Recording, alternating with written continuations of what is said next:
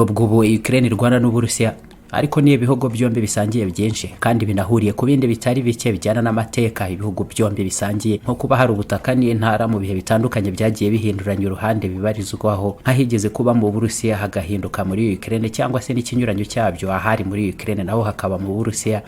Ni nako rero mu bihe byose habayeho abanya-Ukraine baba mu Burusiya ku bwinshi n'Abarusiya batari bake muri Ukraine kimwe n'abandi bagiye bagira ubwene gihugu bw'ibihugu byombi nabo ku bwinshi ku buryo kwijanisha rinini mwese ahandi umuturage w'umunya-Ukraine yakwita hafi nko mu gihugu cye cyangwa se yakwisanga byoroshye ari mu Burusiya kimwe nuko ku Barusiya benshi n'abaruko nguko byaba bimeze muri Ukraine mu gihe ibihugu byombi byaba bitari mu ntambara kimwe nuko ari ibihugu byamaze imyaka 70 yose byarahinduye kimwe bibarizwa mu bumwe bw'Abasovieti. Ibyo bituma rero n'imigenzereze yewe na politiki byarabaye hafi kimwe mu bihe birebire uretse no kuba noneho Ukraine igerageza guhindura uruhande yetarura cyane Uburusiya yerekeza ku ruhande rw'Abanyamerika n'abandi bahuriye mu muryango wo gutabarana wa OTAN kimwe n'ubumwe bw'Uburayi. Ariko kandi nk'ubwo politiki z'ubukungu mu bihugu byombi ziteye ku buryo habarizwa amatsinda y'aba-oligarque abo ngabo bakaba ari abantu b'abakire bikomeye b'abacuruzi ariko nabo mu bucuruzi bwabo hari byinshi bakorana na leta z'ibihugu byabo nabo bikabaha ijambo n'ubuhangange butoroshye bagatoresha amategeko mu buryo adodwa bijyanye n'inyungu z'ubucuruzi bwabo ndetse bakaba bagena n'ababarizwa mu myanya itandukanye y'ubuyobozi mu nzego za leta n'ibigo byayo. Uko ni nako kandi bikimeze ku kigero runaka haba mu Burusiya kimwe no muri Ukraine. Ni na politiki cyangwa se imigenzereze yakuranye cyane n'amahame ya gisosiyalisti y'Abasovieti. Ku ruhande rwa Ukraine abantu batunze amafaranga menshi abaherwe b'amazina akomeye banazwe ku rwego rwese kuko bari mu batunze za miliyaridi z'amadolari ya Leta Zunze Ubumwe za Amerika abo ngabo nabo bakomeje kugira uruhare rukomeye mu bibera muri icyo gihugu byose na politiki yacyo kugeza ubwo abatari bake muri bo banamenyereye cyane kugura intwaro bagashinga imitwe yagiye ihangana n'ubutegetsi kimwe n'indi yagiye ishyigikirwa nabwo igakoranira hafi n'igisirikare cya leta ya Ukraine. Nyamara rero kimwe mu byo Perezida Volodymyr Zelensky nawe atabura kwishimira nubwo atahita bigaragaza ako kanya nuko iyo mitwe yose y'abarwanye kimwe n'igitutu yahoraga ashyirwaho kimwe n'abamubanjirije nabo baherwe ibyo nabyo biri kurushaho kugenda bicika muri Ukraine ntabwo yarashoboye kwirangiriza icyo kibazo ubwe nubwo yakomeje kuva kera guhangana nabo ariko ntacyo yari yarabashije kubikoraho ngo bibe byarangira ahubwo nawe yahoranaga ikika ngo gikomeye cy'uko abo baherwe bashoboraga no guhirika ubutegetsi bwe cyangwa se kenshi bagahitamo kutavuga rumwe nawe ndetse no kubangamira politiki nyinshi yageragezaga gushyira mu bikorwa abo baherwe ntibazikozwe zirimo no kuganisha Ukraine mu mirongo ya OTAN. N'abaherwe b'abanya-Ukraine nabo barimo benshi bahunze igihugu ubu ngubu abandi nabo business zabo zishyirwaho ingufure haba mu bicubu bigenzurwa n'ingabo z'Abarusiya kimwe n'ahandi benshi muri abo baherwe ubu bari mu gihombo gikomeye kubera intambara.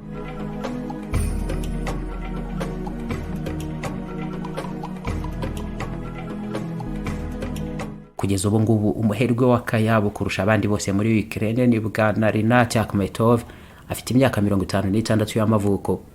Ubwe n'urugero rw'aba-oligarque abaherwe b'abanya-Ukraine bafite amafaranga ariko n'ubuhangange nanone bukomeye muri politiki batasibye na rimwe kuganisha politiki y'iki gihugu mu mirongo bagishakamo kandi buri gihe nayo ikaba imirongo idashobora kubangamira na gato business zabo.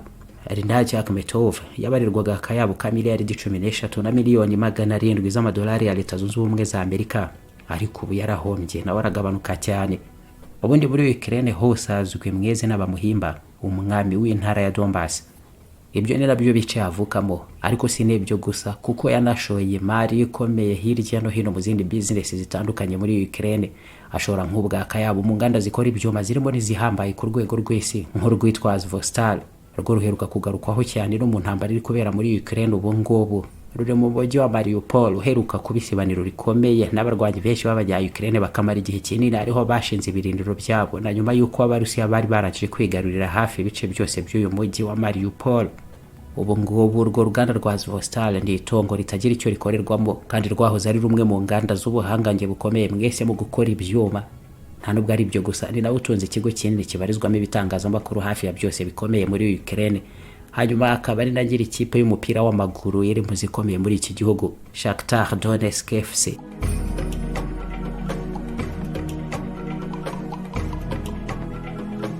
Uwo ni Yabakozeho niwe munya-Ukraine ngire kugeza n'ubu ngubu utunze amafaranga menshi ariko ubuhangange icyarimwe yagize mu bihe bitandukanye mu butegetsi na politiki ya Ukraine afatwa nk'urugero gusa rw'imigenzereze y'itsinda rigari ry'abagenzi be abarizwa mu batunze za miliyaridi zirenze imwe z'amadolari ya Leta Zunze Ubumwe za Amerika.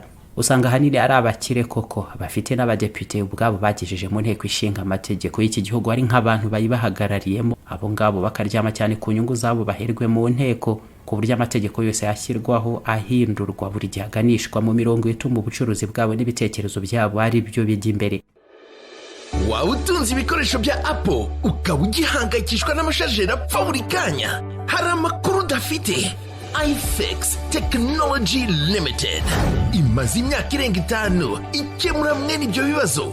Ubu tuvugana kanda wa/ifix.rawa bikemuka ko kanya. Ku bindi bikoresho byose bya Apple nta handi wabariza, ni muri iFix Technology Limited. We are Apple Devices Experts. Perezida Volodymyr Zelensky wageze ku butegetsi kuva mu kwa gatanu kw'ibihumbi 2019 yaje ari perezida wa gatandatu w'iki gihugu. Ibyo ashaka kubinyuza nawe mu nzira ze atandukanye ubutegetsi n'aba baherwe, ariko nawe biramugora. Yumvikanye kenshi agira ati hari abigize bakagarara muri iki gihugu ngo ntibakorwaho niyo baba barenga ku mategeko, kuko ayo mategeko yose bumva ari munsi y'ingano y'amadolari batunze. Ariko ibyo ngibyo ni ibintu bigomba gusubirwamo, nta kabuza bamenye ko amategeko abereyeho bose mu gihugu. Ibyo Perezida Zelensky ni ibintu yakomeje kuvuga kenshi kandi binagaragarira buri wese, ariko ntacyo yari afite cyo kubihinduraho. Nawe bamubanye bakagarara nyine, kuko abacamanza batari bake kimwe n'abadepite mu nteko benshi n'ubundi bakoreraga abo baherwe ari n'abahubwo babagejeje muri iyo myanya. Nyamara kuva mu bihumbi 2014 ibyo ni ibintu byatangiye gusubirwamo ubwo intambara yadukaga mu bice bimwe na bimwe bya Ukraine. Abavuga ikirusiya nabo bagatangira kwigumura bikomeye ku butegetsi bashaka kwigenga. Ni intambara zahereye kera muri ibyo bice, ntabwo ari ibyo mu bihumbi 2022 gusa. Bagiye bashyigikirwa nabo n'ingabo z'Uburusiya zitambutse imipaka ku mugaragaro. Abatari bake muri abo baherwe nabo besanze inganda n'ibigo byabo by'ubucuruzi bipimwa buri gihe za misile bishyirwa hasi. Abatari bake muri bo batangira guhomba bikomeye, cyangwa se bahitamo kurundaniriza hamwe amafaranga yabo batangira gushakisha izindi business bakora. Intambara n'Uburusiya nayo yaje kubakoraho, barahomba noneho bikomeye, kandi no kugabanuka gukabije kw'amafaranga yabo kimwe no gufunga ibigo byabo by'ubucuruzi. Benshi muri bo byajyanye no gutakaza ubushobozi bari barambanye bwo kugira ibyo bahindura cyangwa baganisha mu mirongo bifuza muri politiki y'iki gihugu cyabo cya Ukraine. Ku ikubitiro kandi intambara mu bihumbi 2022 itangiye hagati y'Uburusiya na Ukraine, abo baherwe benshi babategerejeho no kuba bari kurira amafaranga menshi mu yo batunze mu bikorwa by'intambara no kurengera Ukraine. Nk'uyo Bwana Akhmetov ufite menshi kurusha abandi, cyane we ko akomoka no mu ntara ya Donbass iri mu zagabweho ibitero bya mbere Abarusiya bahita bagenzura n'ibice binini byayo. We icyo yakoze cyakora ngo ni ukuvuza inzogera na za makuzungu zo mu nganda z'ubudahagarara muri ibyo bice. Ubwabyo muri icyo gihugu bikaba nk'impuruza ndetse no kwamagana ibyo bitero by'Uburusiya. Nawe ubwe kandi yagiye mu itangazamakuru yifatira ku gahanga ubutegetsi bw'Uburusiya, ariko amafaranga ye yakomeje kuyaryamaho cyane, yanga kuyarekura, mu gihe benshi bumvaga ngo agomba kuyashora mu kugura imbunda n'amasasu kimwe no guhemba abarwanye. Byaba ngombwa akishyura n'inzobere z'abacanshuro ku buryo akora ibishoboka byose ngo ntibyorohere na gato Abarusiya kwigarurira ibyo bice by'intara ngari ya Donbass. Ariko ibyo ntabyo yakoze. Icyamusabye cyose gushora amafaranga ye mu ntambara yakigendeye kure, uko nirako n'abandi baherwe benshi b'abanya-Ukraine babigenje. Cyakora bamwe muri abo baherwe b'abanya-Ukraine barimo nka Yabakozeho, uyu we intambara yateye abarirwa umutungo wa miliyaridi 1,800,000, ariko we nibura mu kwezi kwa gatatu mu bihumbi 2014 ngo yemeye kuyobora igice cya Dnipropetrovsk mu majyepfo ashyira uburasirazuba bwa Ukraine, kandi ashora na miliyoni nyinshi z'amadolari ya Leta Zunze Ubumwe za Amerika mu gutoza abasore baho intambara, abashakira n'imbunda zibanyanyagizamo ngo bahangane bikomeye n'abari bigumuye bashyigikiwe n'Uburusiya. Nta nubwo ari byo gusa, kuko yagiye atanga ibihembo by'amafaranga ku basirikare n'abarwanyi b'abanya-Ukraine babashaga kugira abasirikare b'Abarusiya bacakirira ku rugamba. We yatanze n'andi mafaranga menshi ku gisirikare cya Ukraine, agakoreshwa ahanini agura amavuta y'ibinyabiziga bya gisirikare. Nyamara nk'uko bimenyerewe cyane ko aba baherwe bo muri Ukraine nabo badatanga amafaranga yabo gutyo gusa ku neza n'urukundo by'igihugu bisa. Bwana Yabakozeho nawe byageze mu bihumbi 2019 asigaye ahanganye bikomeye na Petro Poroshenko wari perezida w'icyo gihugu, ndetse n'inteko ishinga amategeko iza gushyiraho itegeko ryatumye yamburwa ikigo yari afite cy'ubucuruzi bwa peteroli. Ntabwo byateye kabiri, kuko nawe yahise agumuka ahagurutsa n'amagana y'abarwanyi bitwaje imbunda bagaba ibitero bikomeye byatumye bagenzura inyubako n'ibiro by'icyo kigo, nacyo gihagarika imirimo yacyo, ategeka ko kizongera gukora ari uko asubijwe ubugenzuzi bwacyo, kuko ari we wanakishengeye. ubwabyo ibyo byarimo impamvu gashoza ntambara hagati ye n'ubutegetsi bwa Ukraine. Ihangana nk'iryo ngiryo niryo rimenyerewe cyane hagati y'abo bakire n'abaherwe b'amafaranga menshi na leta ya Ukraine. Hanyuma rero kimwe mu bikomeye intambara n'Abarusiya yakoze muri izo mpinduka zose no uguca intege abo baherwe, benshi muri bo barahomba. Ubutaka bwera cyane naho bari barashinze inganda mu burasirazuba, Abarusiya barabyigaruriye, abandi inganda zabo zirasenywa. Abarusiya banigarurira bimwe mu birombe by'amabuye y'agaciro byahoze bigenzurwa n'abo baherwe, nabo barahomba koko bikomeye, ku buryo nk'ubwo uyu wa mbere wabarushaga bose amafaranga Rinat Akhmetov, imari ye yavuye kuri miliyaridi 13 na miliyoni 700 z'amadolari ya Leta Zunze Ubumwe za Amerika mu bihumbi 2021 igera kuri miliyaridi enye gusa na miliyoni 300 mu bihumbi 2022.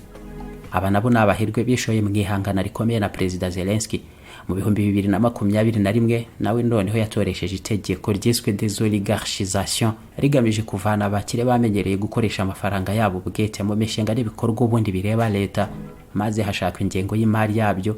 Babwirwa byeruye ko badafasha leta kuko itana cyena, ahubwo ko batandukana burundu na politike, ubundi bagasora nta kindi, hanyuma bagahamana amafaranga yabo yandi.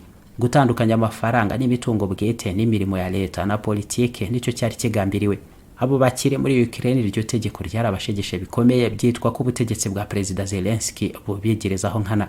Abo ba oligarque cyangwa abo bose bitwazaga amafaranga yabo bakijandika cyane muri politiki n'imitegekere y'igihugu, nabo barasobanuwe neza hamenyekana abari bo. N'itsinda ry'abatunzi b'abanya-Ukraine bose bari mu cyiciro cy'abashobora kwinjiza nibura inyungu z'amafaranga kuva kuri miliyoni imwe irenga y'amadolari ya Leta Zunze Ubumwe za Amerika, kuba hari ubugenzuzi bafite ku bitangazamakuru bitandukanye mu gihugu birimo ibyo bashoyemo imari bishobora no kuba ari ibyabo ku giti cyabo 100%.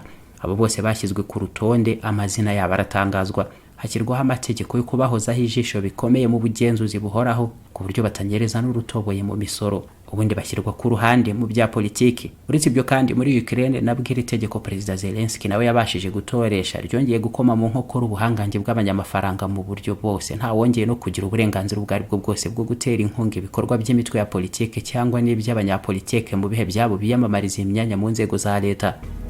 Umuyobozi mukuru w'ubwanditsi bw'ikinyamakuru Ukrainska Pravda bwana Sergei Musayeva yemeza ko ubuhangange bw'aba oligarque b'abanya-Ukraine uretse ihangana na Perezida Zelensky ryabakozeho ngo bwanarindimuwe nanone burundu n'ibitero by'Abarusiya byasenye business zabo nyinshi n'amafaranga bari bafite yaragabanuka cyane. Ibyo rero ngo ni inzira ikomeye izageza Ukraine ya nyuma y'intambara muri demokarasi isesuye, nyuma yaho politiki y'iki gihugu nayo yagenzuwe mu gihe kinini cyane nabo baherwe n'amafaranga yabo. iFix Technology Limited turacuruza kandi tukabakorera ibikoresho byose bya Apple mu gihe wahura n'ibibazo by'ibikoreshereze yabyo cyangwa se ukundi kwangirika. Mac computer, iPhone cyangwa iPad ni ibikoresho twe dufite mu bunararibonye bw'imyaka myinshi. Turabafatanya bikorwa kandi ba Positivo BGH turahari ngo tubakemurire ibibazo byose mwagirana n'ibikorere ya computers z'iki kigo. Hanyuma kandi dutanga n'amahugurwa ku banyeshuri n'abandi mwese mwifuza kugira ubumenyi buhagije mu gukora ibikoresho bya Apple byaba byangiritse cyangwa se no kubisubiza imikorere ikwiye y'umwimerere wabyo. Tubarizwa muri Atene Building etage ya 2 mu cyumba 050. Waduhamagara kandi kuri 0788442127 cyangwa nanone kuri 0788442063. iFix Technology Limited. We are Apple devices experts.